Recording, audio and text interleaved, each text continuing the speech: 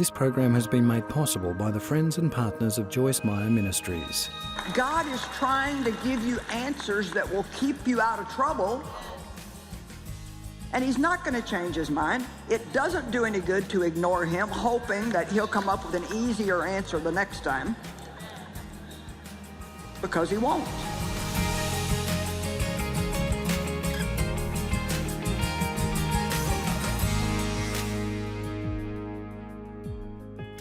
How many of you really want to have a perfect heart toward God? And we found out last night that if you want to boil it all down to one thing, what does God consider a perfect heart? And that's somebody who loves Him with all their heart, soul, mind, and strength. I mean, like really, really, really loves God and is fully, not partially, but fully committed to Him. Everything you have, everything you are, belongs to God. You know it, and so it's at His disposal. And Jesus said, I think it's in John 14, that if you love me, you will obey me. Well, I think you can hear that two different ways. You can hear it like, well, if you love me, you will obey me. I think it's more of a promise that if you really love me, obedience will be the fruit of that love. It's not going to be a bunch of things you feel like you have to do that you struggle with. You're going to realize that just because you love God, you want to do what He wants you to do. Now, there's always another side of us that wants to fight against anything that's good. The Bible says that we are dead to sin, but it doesn't say that sin is dead. So, as long as we're here on this earth, we're gonna have to deal with the temptation of sin. And the flesh sometimes wants to do the sinful thing, but the Spirit does not want to do the sinful thing. That's why sometimes you feel like you're in a war all the time, being pulled in two different directions. So it's very simple. If you feed your spirit the Word of God, and it comes in many different forms, from the time you walk in here, you're being drenched in the Word. The music is full of the Word. Everybody that's got up and said anything to you, it's full of the Word. And today I want to talk to you about the parable of the sower that is so important in the Word of God, because really it's a parable about four different kinds of, the Bible says soil, but it's really talking about four different kinds of hearts.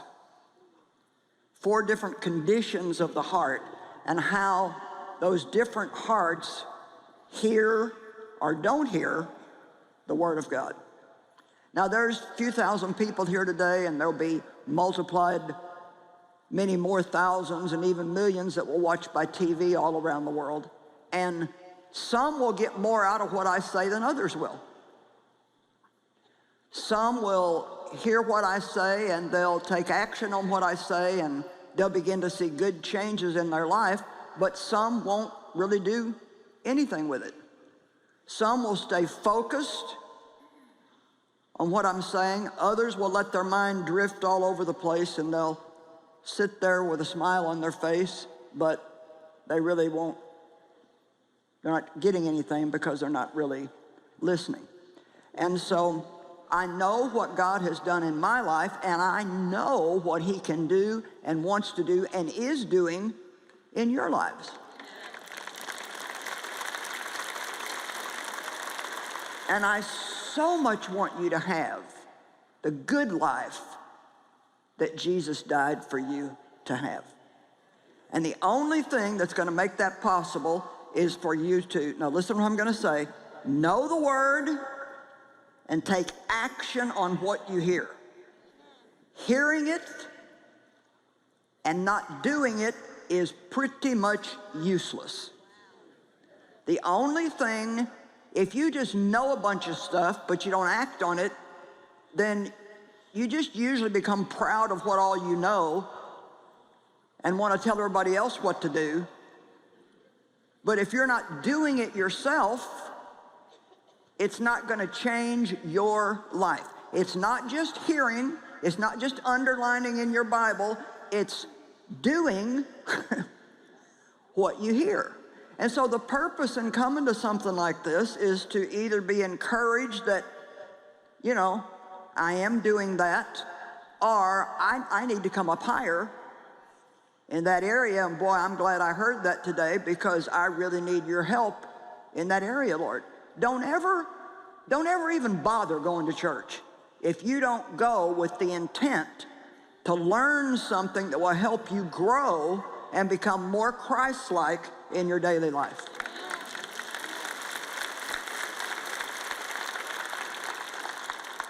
I mean, you know, some like, what? Man, I go to church every Sunday. Well, good for you.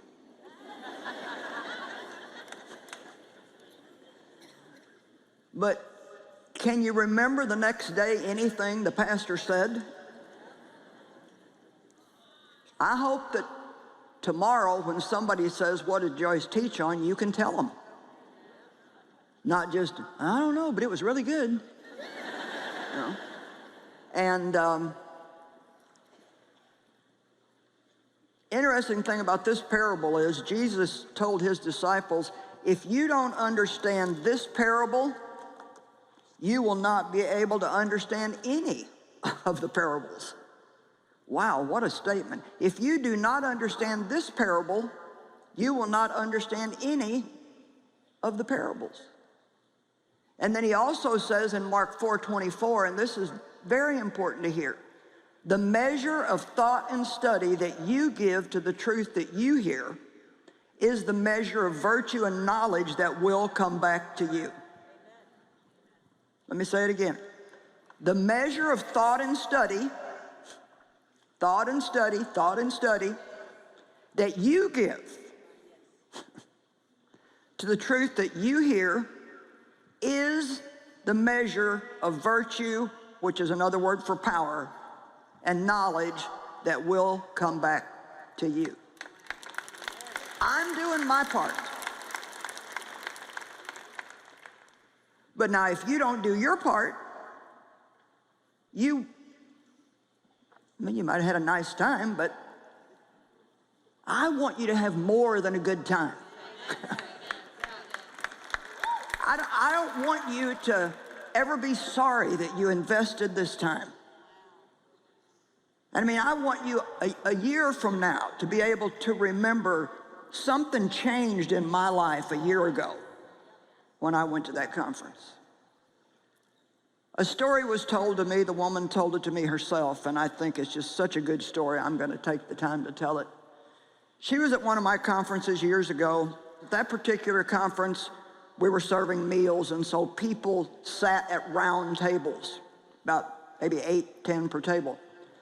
And so this lady came, she'd been abused, she had all kinds of problems in her life, and she came to me at the end of the conference and she said, well, I found out this weekend why I don't have any victory over any of my problems. And she said, as I heard you teach, and then we talked this weekend amongst us, she said, I found out that every one of those other women had had similar problems, and they all had victory and had been set free, but I hadn't. And she said, as I listened to them talk, they talked about things God had told them to do and things God revealed to them, and they did it, and this changed and that changed. She said, do you know that every single thing that God told them, he's also told me? The only difference was they did it and I didn't.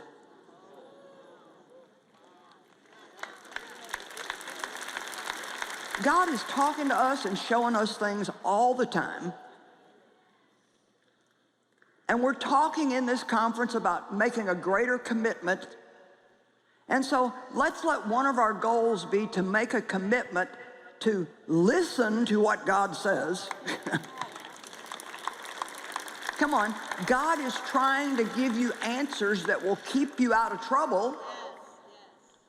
And he's not going to change his mind. It doesn't do any good to ignore him, hoping that he'll come up with an easier answer the next time, because he won't. And I know that I know any person sitting in this room, because God is no respecter of persons, and the word works for everybody, whosoever will. Any person that will learn the word, I mean study that word and get it down on the inside of you, where it's not just information, but it becomes revelation, and you will act on what it says repeatedly, not just one time to see if it works. You didn't get your life in a mess by doing one thing wrong one time. And it's not going to get straightened out because you do one thing right one time. You get committed to it, and you do what God says over and over. Nobody can do that and come back and tell me that God did not change your life. So I guess I'm putting a little bit of responsibility on you today to say, your victory is not up to those of us who labor and study to bring you the word. It's up to what you do with what you hear. Amen? All right. The parable of the sower. Mark 4, 1 through 9. Again, Jesus began to teach them by the lake, and the crowd that gathered around him was so large that he got into a boat and sat in it out on the lake, while all the people were along the shore at the water's edge. He taught them many things by parables. Now, a parable is a story that makes a point. And in his teaching, he said, listen. I like that he started with that. Listen, exclamation mark. A farmer went out to sow his seed. And as he was scattering the seed, some fell along the path, and the birds came and ate it up. Some fell on rocky places where it did not have much soil, and it sprang up quickly because the soil was shallow. But when the sun came up, the plants were scorched and they withered because they had no root. Other seed fell among thorns, which grew up and choked the plants, so they did not bear grain.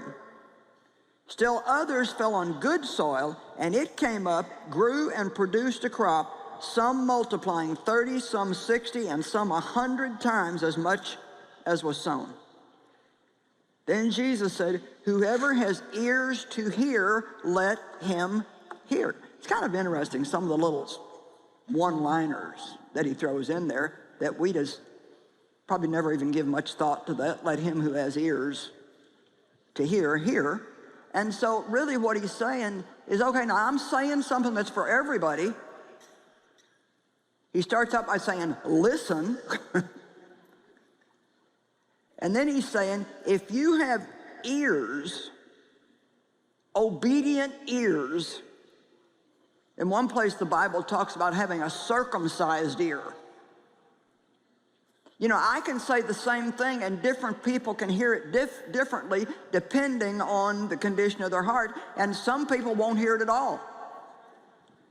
It's something they don't like, so they just right away throw it out before it ever gets a chance to do anything. Now, in our world today of supermarkets and machinery-operated farming, we might not immediately relate to this parable of the sower, because Jesus used examples that were relative to the culture that he lived in. It's a parable drawn from the farming community of Jesus' day, but his hearers would have immediately recognized the scene and related to the message Jesus was bringing. Everybody then made a living by farming except the very, very wealthy. Now, my grandmother had a garden. I was in her garden quite a bit, so I know a little bit about farming. I'm certainly not a farmer, but I know a little bit. Some of you have planted gardens, if not vegetables, at least flowers. So we know that you never get any kind of a harvest unless first a seed is planted. Amen? As long as the earth remains, there will be seed time and harvest. You plant your seed in the ground, then there's always time, and then eventually there is a harvest. Well, the sower who is sowing is the Holy Spirit. Now, he's using my mouth today, but it's the Holy Spirit sowing the seed of God's Word into your life. If you take this and you really hear it, you really grab a hold of something. I realize you probably can't remember every single thing that I say, but we've made it so easy today. People don't even have to look at their Bibles. Everything's on the screen for them. And I think sometimes we haven't done people a big favor. Everything in life is so easy now that we don't have to. You should see what I used to have to do to study for one message. Now you just get out your computer, just like that. You can find anything you want. You could even ask for a sermon on such and such a subject. I wouldn't even have to think. I could just download somebody else's sermon and get up here and give it to you. But the thing that makes it good is the amount of work that I put into it and how many times I go over it and over it and over it. And I'll tell you what, I'm convinced when I get started, but by the time I get up here, this is not a hope so to me. I know that I know that I know, so I can bring it across in a manner that I believe it so much, I can get you to believe it. But that doesn't happen without work and effort. I read a statement in a book that I really like. Anybody can be as close to God as they want to be. It just all depends on how much time they're willing to put into it. God doesn't just pick out a few handful of special people that are the ones that are, really close to him, and everybody else just doesn't get that opportunity. We all have choices in life about what we're going to do with our time. And so there's nothing said in this parable about, it worked good for some people, not for others, because the quality of the seed that some people got was better than others. The seed that I'm putting out today is perfect. It's a healthy seed. It's a great seed. So there's nothing wrong with the seed. If you don't get anything out of this, it's not because of the seed. It's the condition of your heart and how you hear it. 4 types of soil, 4 types of hearts. The first was hard soil. It was so hard that when the sower, he was basically just like he had a bag around his neck and it was full of seed and he's just like throwing it out there. And that's really kind of what I'm doing today. I'm just like throwing it out there. And it's thrilling to think that we're here in Ohio with a few thousand people here in the room, but this message is being recorded and will go all around the world in 100 different languages. So boy, are we sowing today, throwing seed out there. But some people will run across this on their television and say, oh yeah, another one of those Bible thumpers, and just because they've got a heart problem. They've got an attitude. Some people have attitudes against people like me, and they don't even know why they have the attitude. It's amazing the things that we believe and don't even know why we believe it. Oh, somebody said one time, so we said, okay. Some seed fell on thin, rocky soil, some fell among thorns, others fell on good soil. He didn't give any further explanation right at that moment to the crowd, but later Jesus took his disciples aside and he told them, if you cannot understand this parable, you will not be able to understand any of the parables. Well, to be honest, I never really thought about that nearly as much as I did when I was preparing for this, and I thought, this is really important. He's saying, look, if you don't get this, You're not going to understand any of the parables. So let me try to break this down and see why Jesus said that. First of all, people didn't understand why Jesus came. They didn't get it. He came to bring a revolution. And a revolution kind of means that things get turned upside down and somebody comes in and starts doing stuff that nobody's ever seen before, and it's going to bring big changes. People misunderstood the type of revolution he was bringing. They wanted, now listen, they wanted and expected him to rise up against unjust government and set up an earthly throne for himself and rule the world. His disciples really thought that he was going to set up a throne somewhere and they were going to get to be his important guys, and he was just going to give orders and make everything right.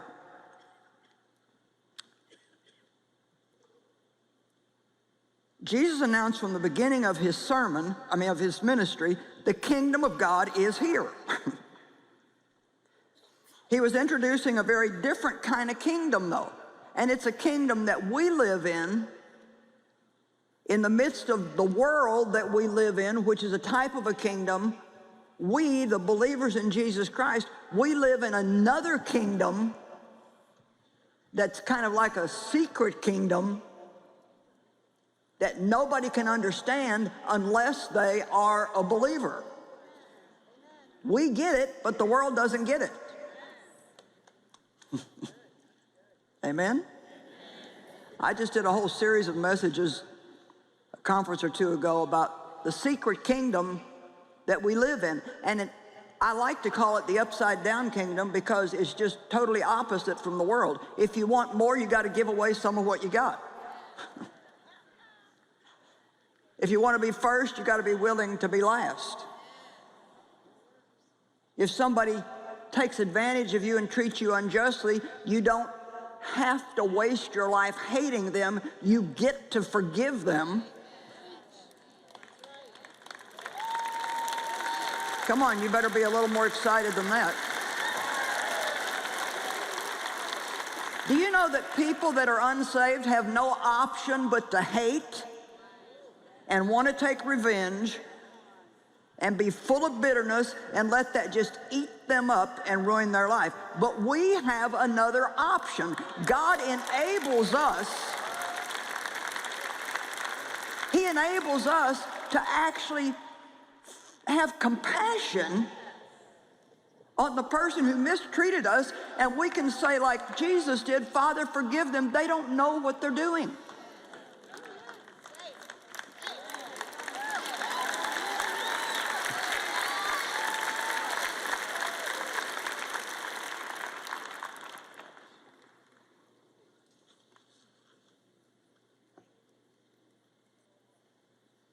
He wanted them to live the best life imaginable in that kingdom. The whole kingdom, the secret kingdom, is based on one thing: hearing, understanding, and taking action on the Word of God.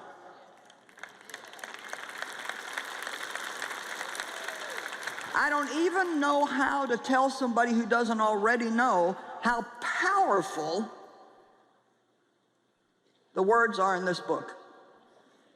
I mean, Mike was sharing just a couple of testimonies with me today from a couple of beautiful Amish ladies that are here, and one of them said she'd been abused like I was, and that there's quite a bit of that in that male-dominated community.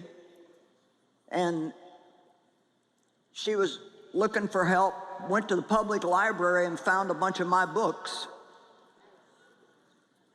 I think got Battlefield of the Mind, and her life got completely turned around, and now she's teaching.